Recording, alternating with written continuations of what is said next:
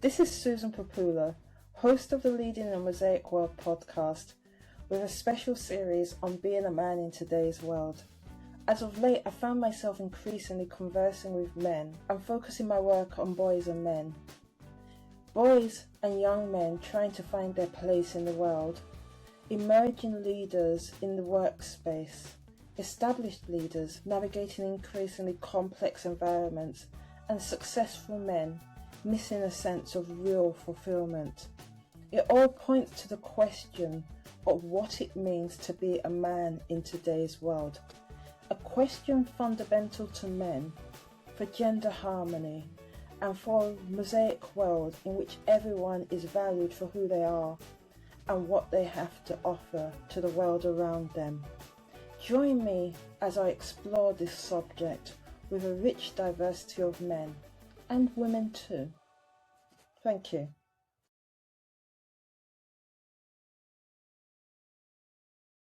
This is a special series of the Leading the Mosaic World podcast focused on being a man in today's world. My guest today is Steve Abbott. Steve has over 30 years of experience in the construction industry, with 20 years in management and 15 years in leadership and directorship roles. His extensive career has provided him with deep insight into what it takes to build, grow and transform businesses. From his work navigating the challenges of growing and restructuring organizations firsthand, Steve also understands the pressures leaders face and the practical steps needed to drive meaningful change. With expertise spanning branding, strategy, structuring and restructuring, as well as leadership development and personal and professional development grounded in real life experience, Steve now combines life coaching with business coaching and mentoring. Steve, thank you very much for agreeing to be my guest today. You're welcome. Nice to meet you. Likewise. And it's actually the second time that I've had the privilege of meeting you, though in many ways it feels as if we've known each other for quite a long time, because it's been so easy talking to you.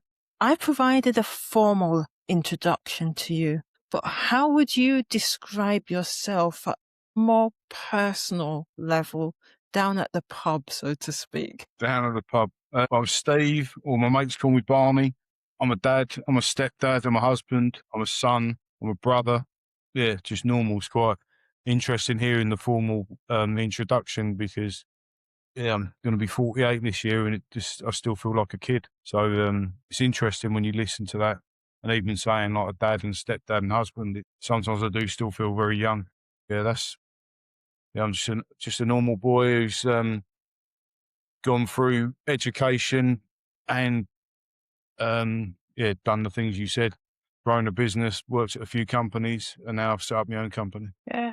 And one of the interesting things with when you provide a formal introduction to a person is it says the things you've done, but it doesn't talk about the depth of what you've done, the values and the experiences, the challenges and all that you have along the way. Whether that's you navigating as a man or it doesn't really go into the details, and it doesn't go into the personal of what you've just described in terms of being a dad, a son, all those family things that shape us and those people that support us, challenge us and guide us. And also, but there's also the environment that we grow up in, because just like myself, actually, if I'm correct, you spent your foundation years in Essex.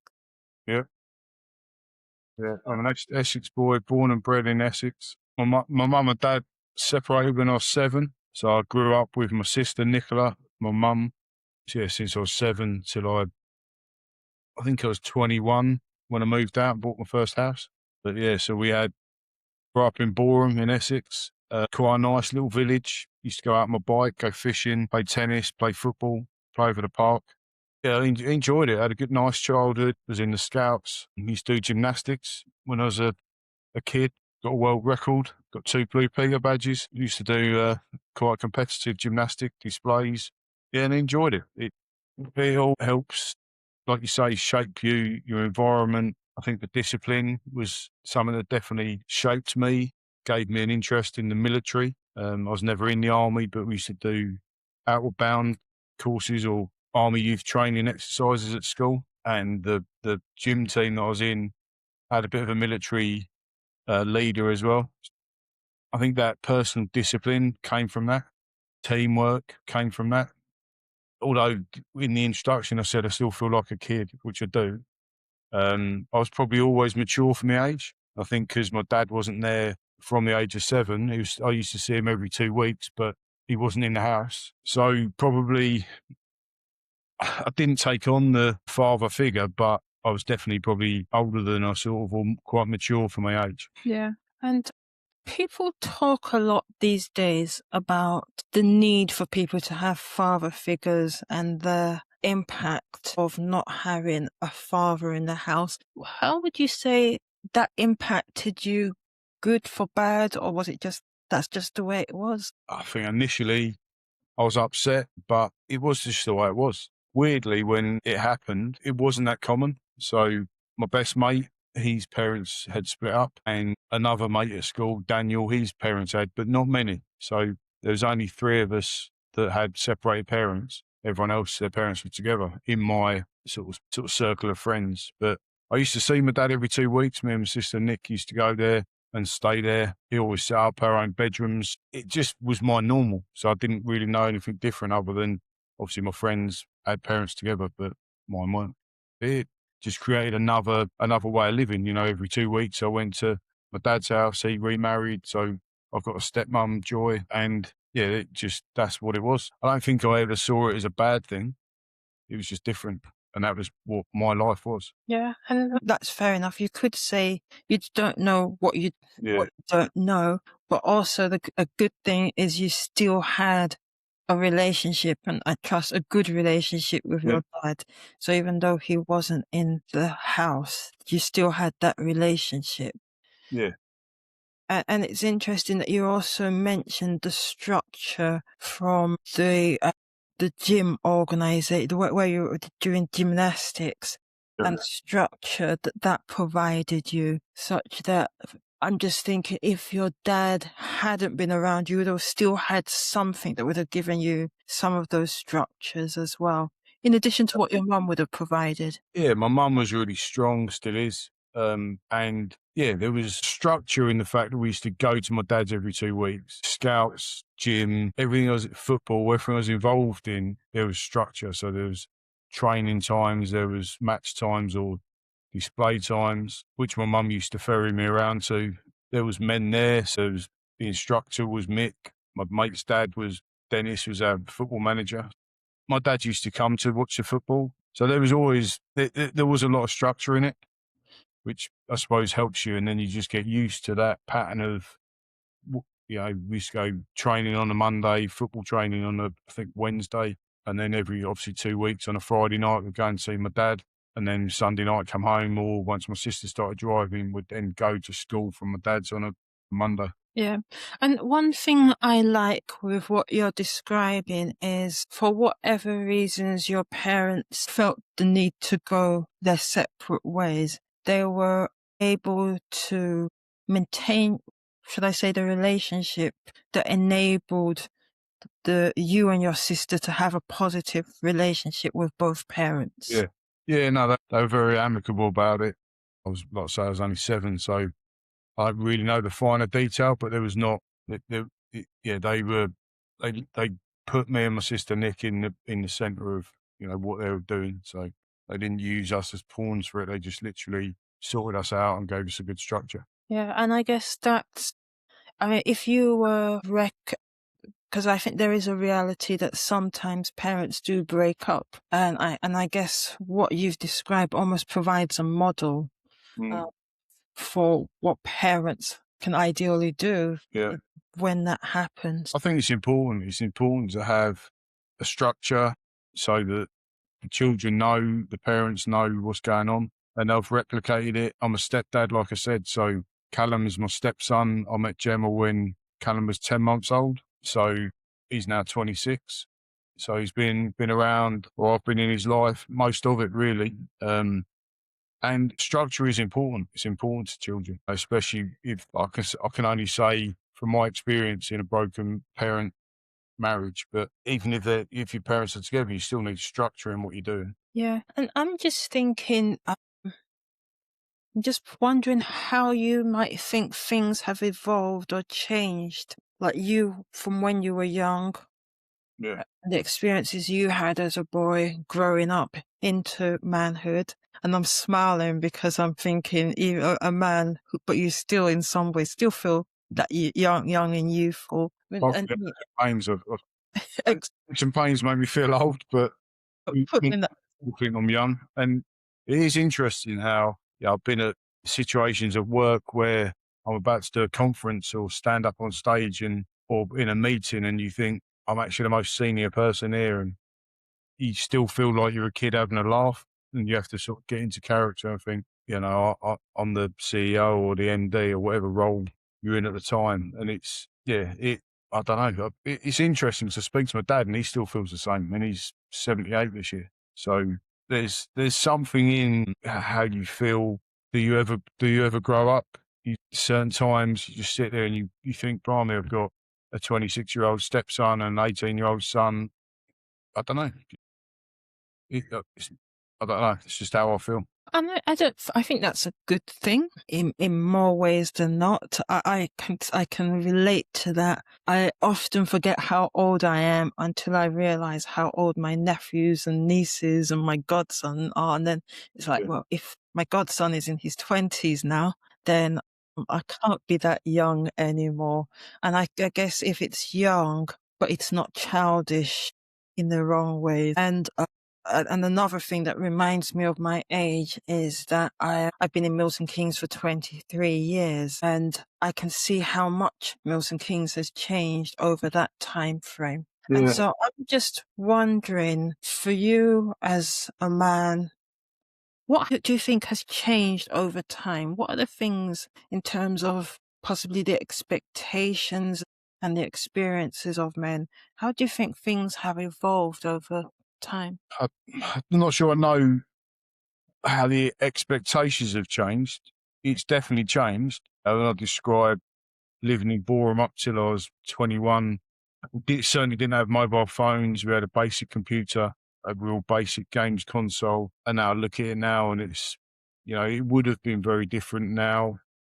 If I was sitting there now at 7, I'd certainly be able to get hold of my dad differently. Whereas at the time, not at 7, but as I got older, he had a mobile phone at his work. He had a pager first. So you used to have to ring from a phone box to send a message to his pager for someone who answered the phone. They'd type a message, and he'd get a pager was like a device he'd have clipped to his belt, and it'd come up with like a text message now, but it would scroll across with a message saying, it's Steve, I'm stuck in town, or whatever the message will be. Can you ring me back, or can you pick me up? Or everything was a lot more basic and slower, whereas now everything's instant.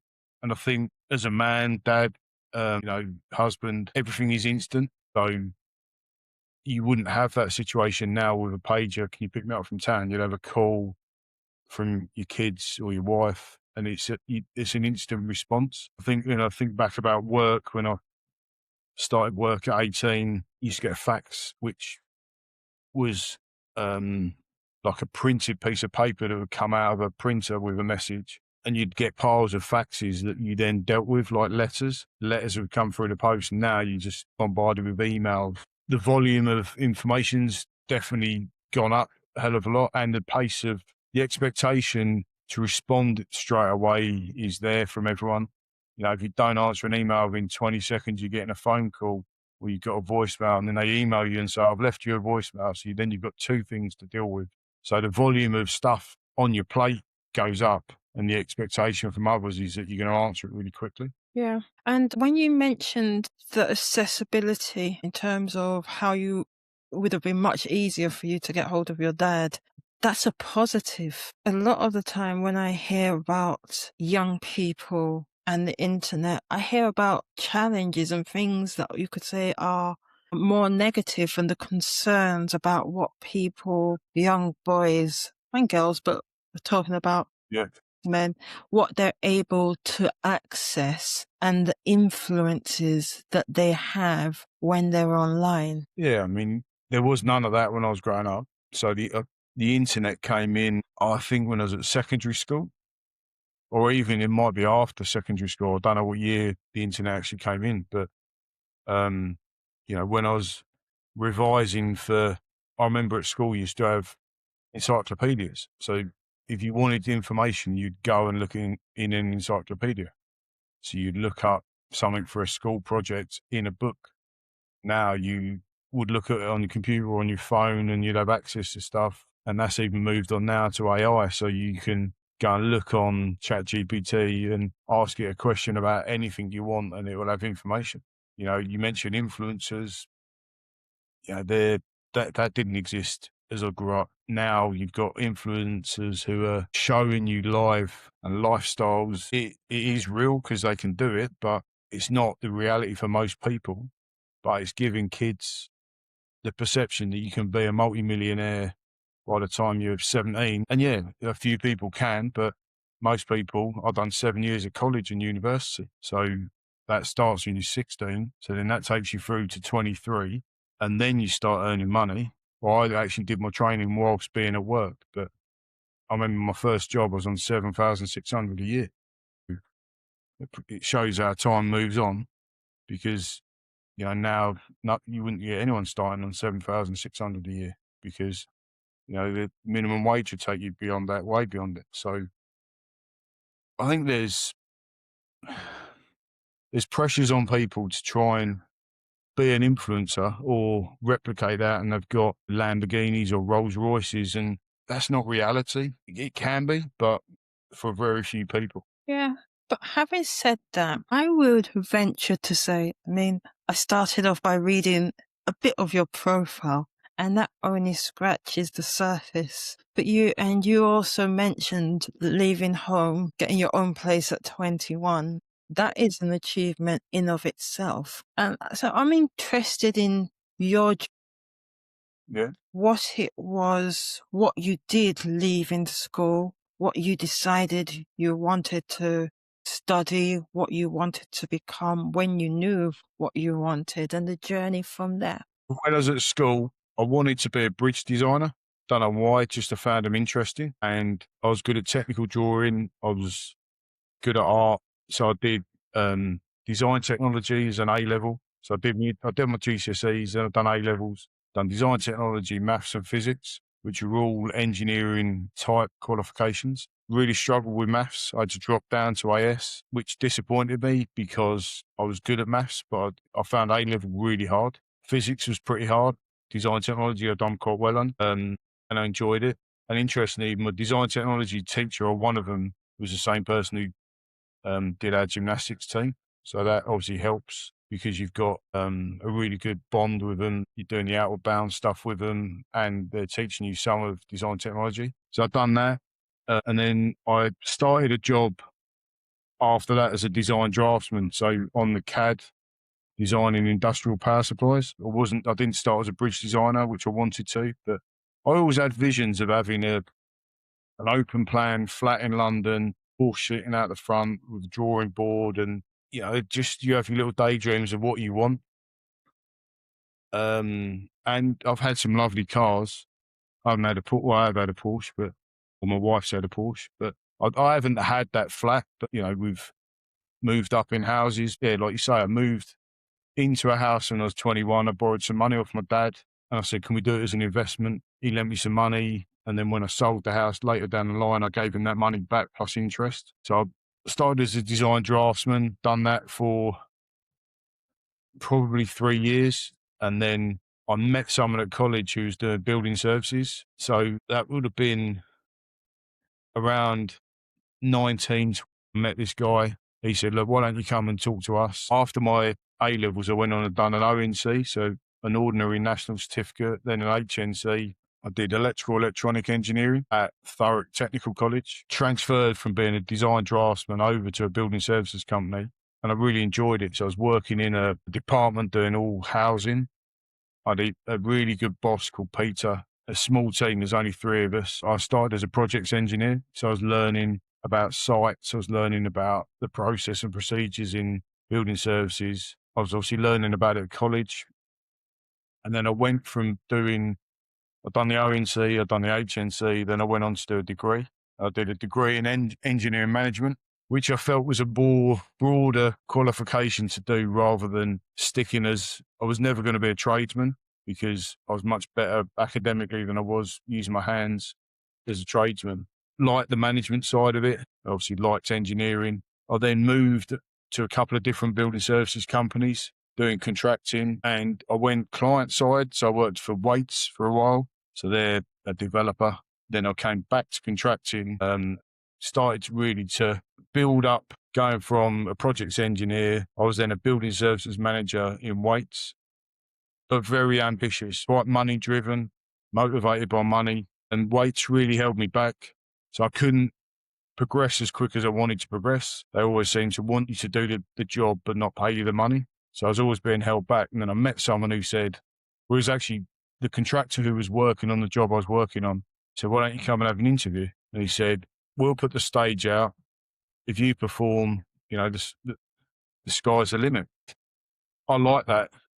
I like the freedom of being able to progress quicker. So I went in as a project manager, worked my way up to be an ops manager, ops director, and then sadly the company went into administration, which was really tough, but a massive learning curve. We've done some great projects, really good people. And then I moved from being an ops director, which I wasn't an ops director for very long because the company went bust, moved to another company as an ops director. And this is probably when you really start learning about management and structure and having to restructure and have really difficult conversations with either sacking people or making people redundant. That's the first taste of that I had. But again, you're in the position, starting to get paid better money, and the expectation is that, you know how to get rid of people. But it's not easy. You sit in a meeting, and I remember we had to restructure and lay some people off, and you've got different situations where people start crying and some people get angry, and you're learning all the time of how to deal with situations. But yeah, done that for a while, and then got invited to another company through 2 people I knew.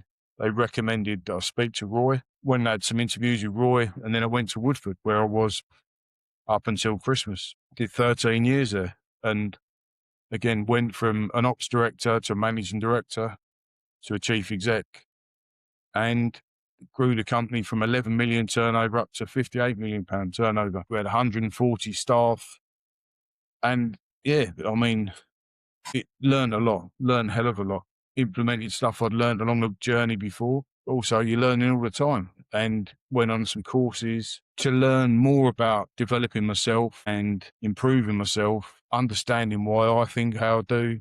I found it interesting to sort of look at people and how they perform and why they think like they do and so I started learning about profiles of people and characteristics of people and why people are how they are.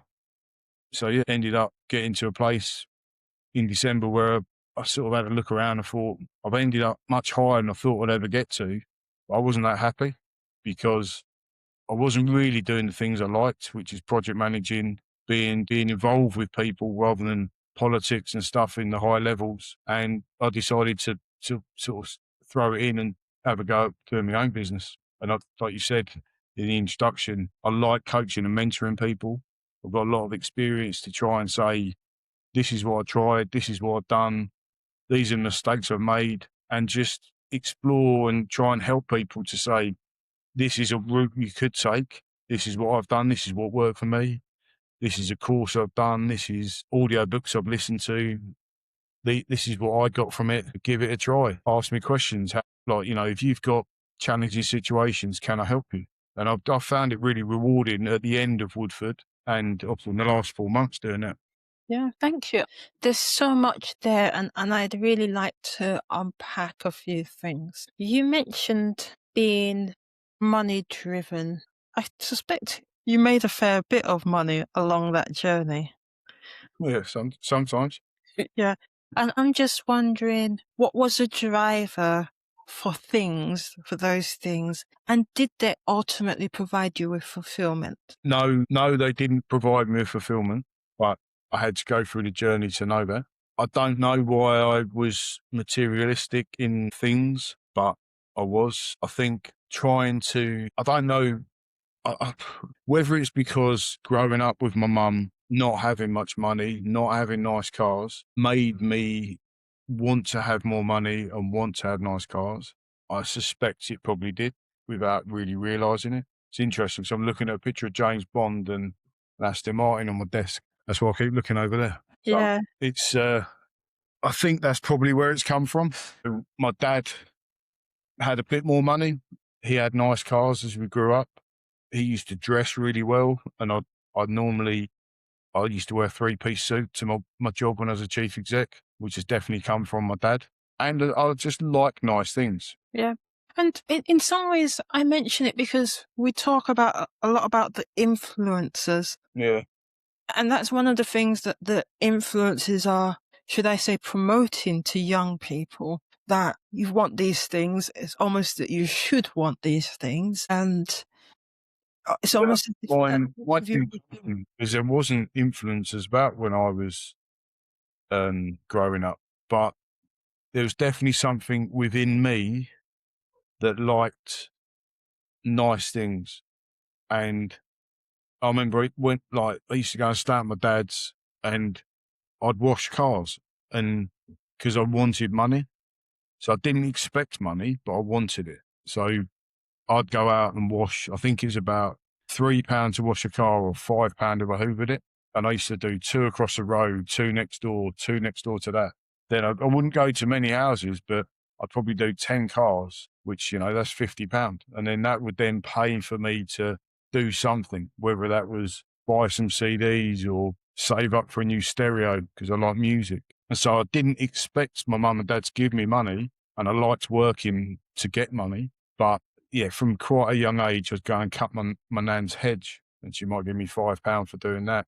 Mow the lawn, and I used to probably do little jobs to help my mum out, and then you'd get some pocket money for doing it, or you'd do something around your nan's house, and you'd get a few pounds for doing that. Yeah. And what I get, and I believe, is there's nothing wrong with liking nice things.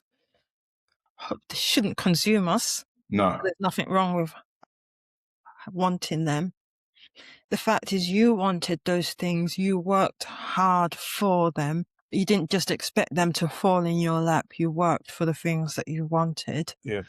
And you might have got some satisfaction, but not necessarily real fulfillment. And so I wonder, what has provided you with greatest fulfillment over the years? I think experiences have, a lot of people would say, having kids gives you fulfillment, and it does. But I think there's various things that you do along your journey of life.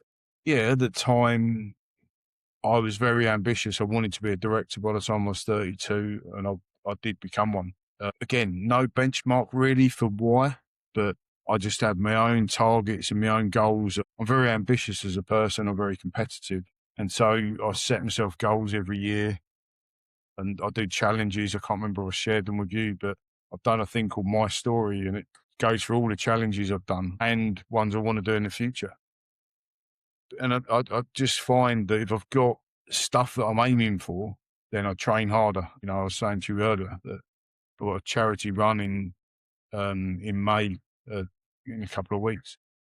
And I think if I've got things to train for, then I do it. I've done the High Rocks, 100-mile bike rides. I've done a half marathon, and I've done a triathlon. And I meet people and think, oh yeah, I like that, or like being with people, or like sport. And so there's just different challenges that I want to achieve. And so achieving things does give you fulfillment, but it's not all shiny watches and cars. I think some things make you feel good for a little while, and then I'm very much like, get a nice car, and then I'm like, oh, what's the next one I'm going to get? I'm not satisfied for long with stuff. Yeah. So I'm just wondering, with that, if you we're talking to a younger person, someone you are mentoring or coaching, or just a young person, what would you be saying to that? And I'm saying specifically that young man, that young boy, about motivations, achievement, success, fulfillment.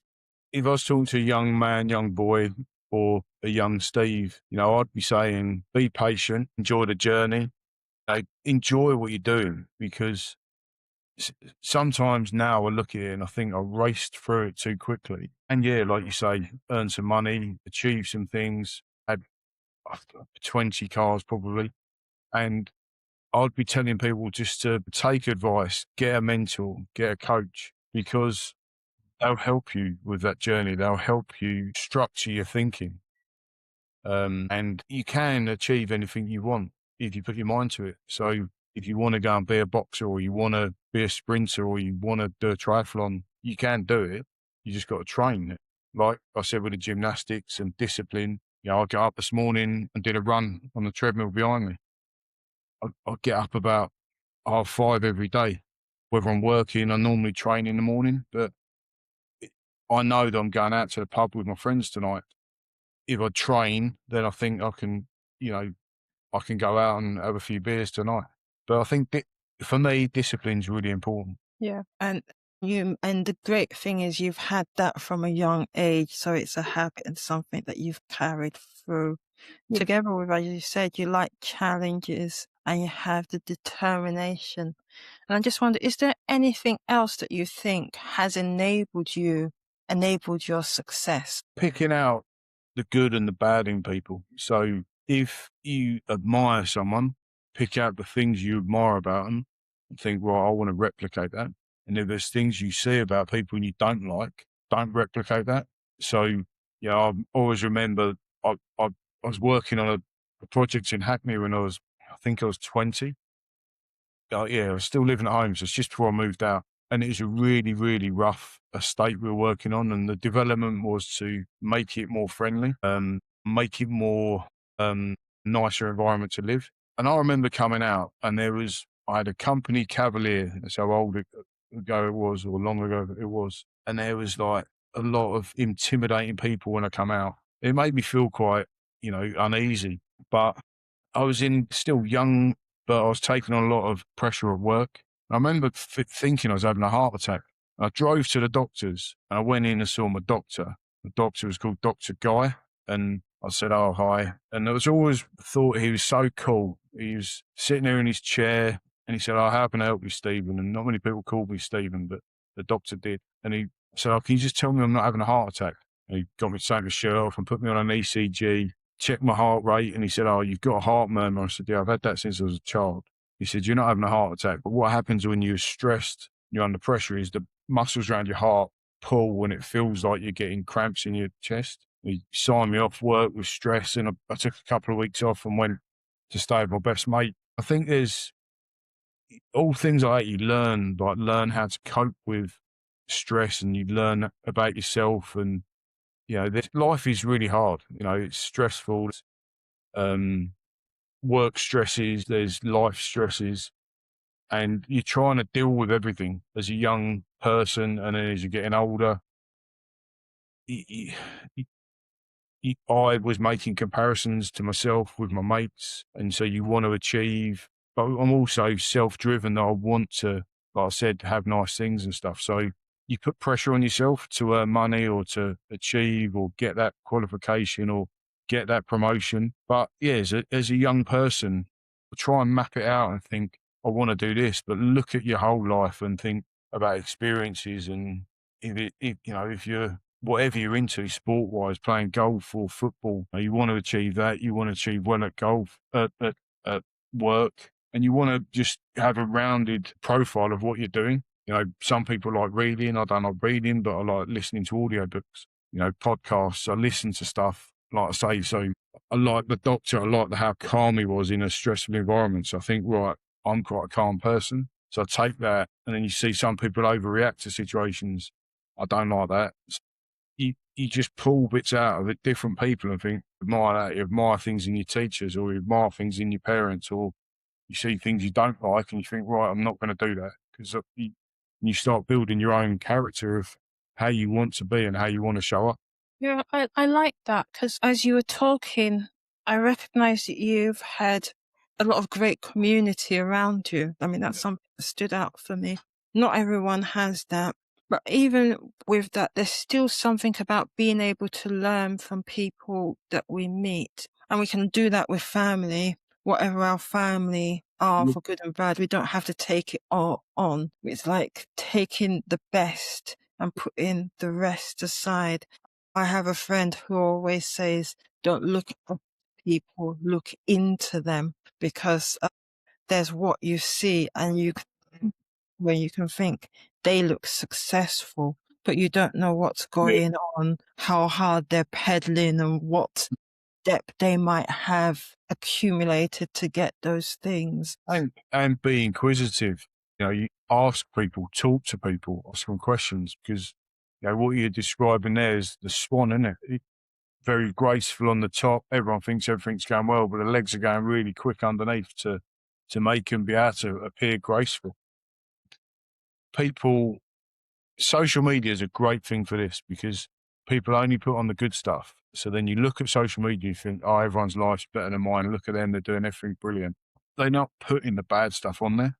And so it becomes a false thing that you're looking at it going, oh, my life's so hard. I'm so hard done by. Look at all these good things that happen. If everyone was putting everything that they're doing in their life, there'd be a good stuff and bad stuff for everyone. And that's the reality. So if you talk to people or you're inquisitive of your uncle, your auntie, your friends, you ask questions and you're always interested in stuff, you're going to learn more. Listen to podcasts and things, as you mentioned. And it's interesting you mentioned life is hard.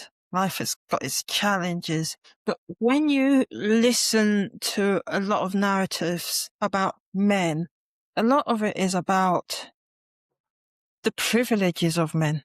And I just therefore wonder, are there things about being a man, the experience of being a man, that the rest of us, women, aren't aware of, that you think it would be useful for us to know that this is what it's like being a man? Obviously, I don't know what it's like to be a woman, but as a man, you put pressure on yourself to provide. And whether that's an old-fashioned thing of, seeing my dad trying to be a provider and then you just follow that. But you want to provide for your kids, you want to provide for your wife, you want to provide for yourself. And so you put pressure on yourself to be able to do that. Things have changed. You said how things changed as I've grown up.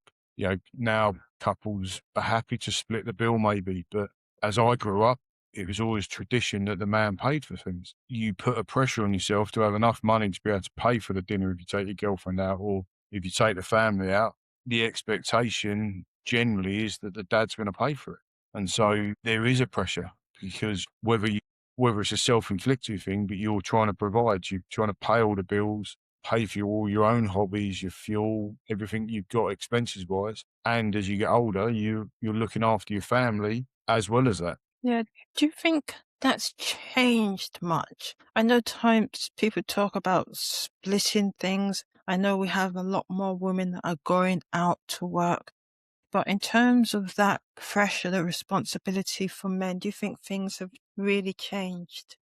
I think probably honestly, no, they have a bit. And out of all of my circle of friends, and I've got quite a few friends, one stayed at home and looked after the kids because his wife had an amazing job, really well paid. Out of it, that's one out of a lot of people. Others, it's more the man is the main sort of breadwinner, the main earner, and the woman, certainly in my case, Gemma, done more of the bringing the kids up than I did. I was always about, but I was working. She would do more of that. Some split it, and I think they've all got pros and cons to it because even when I look at some of my friends that split it, so they've maybe got more of a balanced income between the two, the male and the female, that creates pressure as well because you're then trying to get more childcare than the other way.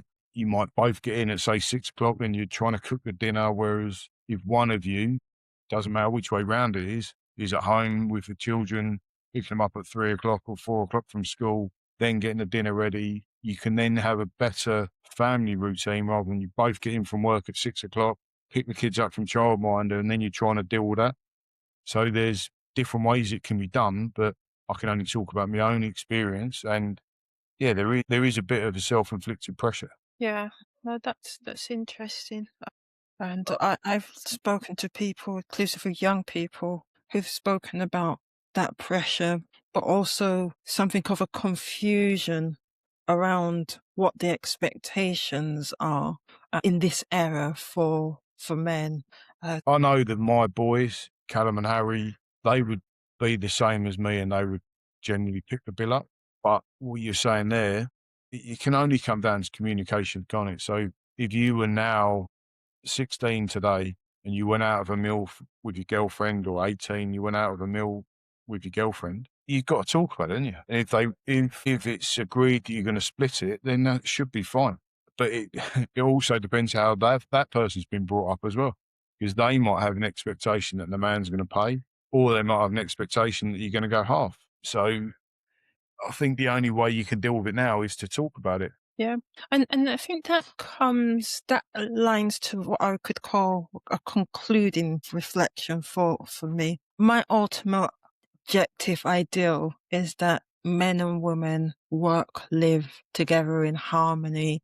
Hence, I talk about gender harmony. And I think communication is one key way to achieve that better understanding, as you've mentioned. And I don't know, is there anything else that you think we could do to enable men or women to live together in greater harmony? I think it's just honest communication, whether that's at work or in your marriage or your relationship with your kids. It goes every level. The better, honest, clear communication, the better. Because at work, if you don't understand something, it's two-way communication. Someone's asking for something to be done. Someone needs to understand what's got to be done. If you're in a relationship, it's divvying the jobs out. And I'm trying not to be like a chauvinist, but me and Gemma have blue and pink jobs. And I think that's all right. It doesn't matter what they are, but her expectation is if the washer fluid needs filling up in her car, I'm going to do it. If the bins need putting out, I'm going to do it. I don't mind that. It's, if we're tidying up in the kitchen, it's probably going to be me that does it. And Gemma's a better cook, so she would generally take on the cooking. I would then clear up. I think it's important just to split the jobs. Sweeping the stairs is always a contentious one because neither of us want to do it, but that's we haven't got a colour for that one. Yeah, I think you've got to split jobs. And that probably comes from, like I say, living at home with my mum and my sister. The jobs have got to be done, haven't they? Whether it's cleaning the bathroom, mowing the lawn, washing the cars, and people have got preferences. I don't think it matters if you're a man or a woman. If you like washing cars, then that becomes your job. And if you like hoovering or ironing, that becomes your job. If you've been in the army, you're going to be really good at ironing. You're not necessarily going to be a woman. You're probably going to be a guy. But yeah, I think it's communication, splitting it, and people knowing, that they're happy to do that. I like cutting the grass. I'm more than happy to cut the grass, sweep up. Without being nagged, dare I say, and that's me. I've never been nagged to cut the grass. Cut the grass last night. Generally, if it's outside the house, it's a blue job for us. If it's inside, we split it. But probably we've got some old-fashioned ways about some of the stuff we do. But I think it's just communication with the kids. I know we're running short on time, but sometimes I look at the way I've brought my kids up, or me and Gemma have brought the kids up, and we've been too soft on them. When I was growing up with my sister Nick, we would always have to do the washing and wiping up. My mum would cook. I'd generally arm wrestle to see who's going to wash up, and then one I'd have to dry up and put away. But my kids don't do anything. We didn't have dishwashers when we were younger. We've got dishwasher now. They don't even put the stuff in the dishwasher. But I can only blame myself for that because I should have been harder on them to say, let's split the jobs. But, that's probably another whole conversation about, living a privileged life and living. If you haven't got a dishwasher, someone's got to do it, haven't they? So, Yeah. Or at least someone's got to put the stuff in the dishwasher and take it out at the end. that's an argument about who stacks it correctly or not. I guess that's another conversation. And yeah. And I guess We do our best in life. We Yeah. don't get everything right. But talking to you, I mean, and this isn't the first conversation I have had with you. I believe that you have a lot of immense experience. You've achieved a lot. Anyone would be privileged to have the opportunity to work with you, have your support. So how do people contact you if they do want to work with you or even just have a conversation of a kind with you? The best way is to phone me up or WhatsApp me and have a look on my website. Yeah, I want to work with young lads. I want to help people progress in their careers. If people are stuck, there's a few videos on my website that, it's getting them helping hands. And no one did it for me. You have to go and find people. If you want a coach and a mentor, you've got to go and find one. I've found, again, there's loads of stories. Played golf with a guy, believably chilled out, found out at the end of it, he's a global MD. I just said to him, look, is there any chance of getting some time with you? And if you ask people, generally they're going to help you because people get reward from helping other people. So don't be scared to ask for help. Yeah, I think that goes back to that whole question about fulfillment. Yeah. A person might feel happy for a period of time knowing that they've got things, Yeah. but it's the things that they do for other people that ultimately bring the greatest fulfillment. Yeah. Things that you asked me earlier, what makes me happy? And I've had some, rather than getting a bonus, which is a financial amount of money, a text message from someone saying how I've changed their life or I've really helped them with a coaching session. That makes you feel much better inside. We're talking about the swan. How easy it is to look at a person and see all the positive, the things and the great stories they tell, what they post on social media. But we don't really know what's going on beneath the surface. Would you like to expand on that? No, I think it's really important. Again, we talked about being inquisitive. You need to ask the question. You don't know what's going on in someone's life. You don't know what's going on in someone's head unless you ask them. We used to do at the beginning of our board meetings and leadership team meetings, we used to do a check-in. We had to score out of 10 how you were personally and how you were in business. We used to give it an A, B, C. A was alligator. So if you're in the jaws of a problem, it was an A. If you're in a B, it was a bear. So it's a problem that's roaming around the woods and you're worried it might happen, but it's roaming around. Or C was a crow and it's pecking at you. So it might just be a little problem that's pecking away at you. But yeah, you don't know what's going on in people's lives unless you ask them or you offer help and support because people are like swans. There are obviously people that are flying off the handle and you know that there's stress and pressure, but people could be really gracefully going through stuff and they're not telling you really what's going on in their head. So yeah, I remember watching a really good documentary and it said, ask twice. So you say, how are you? And you say, like, look, how are you? Are you really all right? Because some people will just go, people have a facade where they just say, yeah, I'm fine. And then they move on. But if you say, you're really all right, anything I can do to help? Do you want anything you want to chat about? They might open up in a different way. It's important to know how people really are.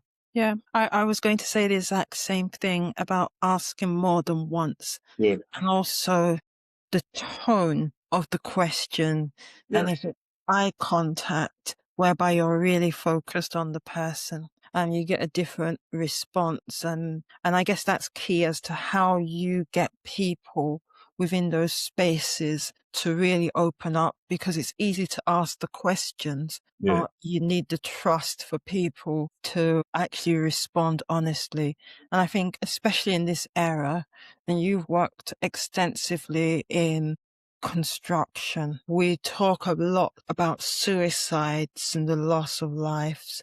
And I think it's bad enough in the general population, even worse in construction. And I remember when I lived in London, I would go to the station in the morning and I'd be at the station and at times there would be a message that there are delays due to a fatality. Someone jumped on the line. Yeah. If I'm to be honest, my first reaction was a bit irritation, but then I'd stop and think, could someone have said or done something that that might have made the difference? Yeah. Yeah, no, I mean, the construction issue, I don't know the stats, but I've got a feeling it's 2 people a day. It's a really bad high stat.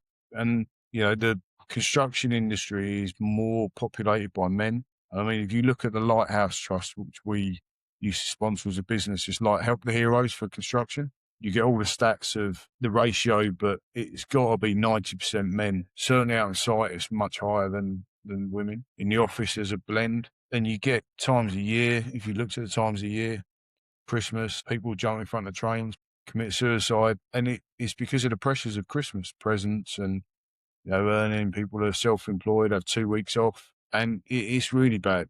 Construction is sadly quite a bullying environment. It's a master-slave type setup where the client is like, you must get it done, deadlines and pressure.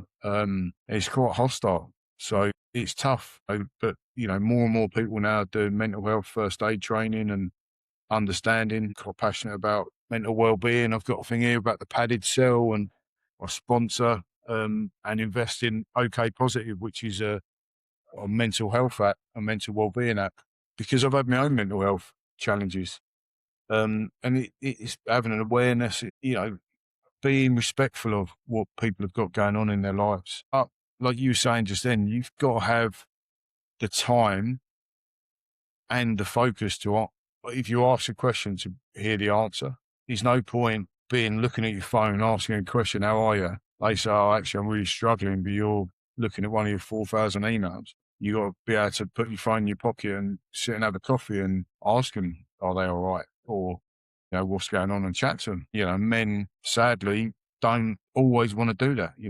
It's not macho, is it? But I think, barriers are being broken down. But it's really important to understand what's going on for people. Yeah. And there's something about you've just also mentioned the structural issue, the pressures coming from above in terms of the timelines to get things done, to get things done, to get things done. And there's something there. I mean, you've been in those leadership positions, but there's something there that needs to be changed. I know that it's not simple or straightforward, but there's something there that needs to change in order to reduce the pressure on the individual coming from the supervisor, from the manager, from the director, the client, or what have you.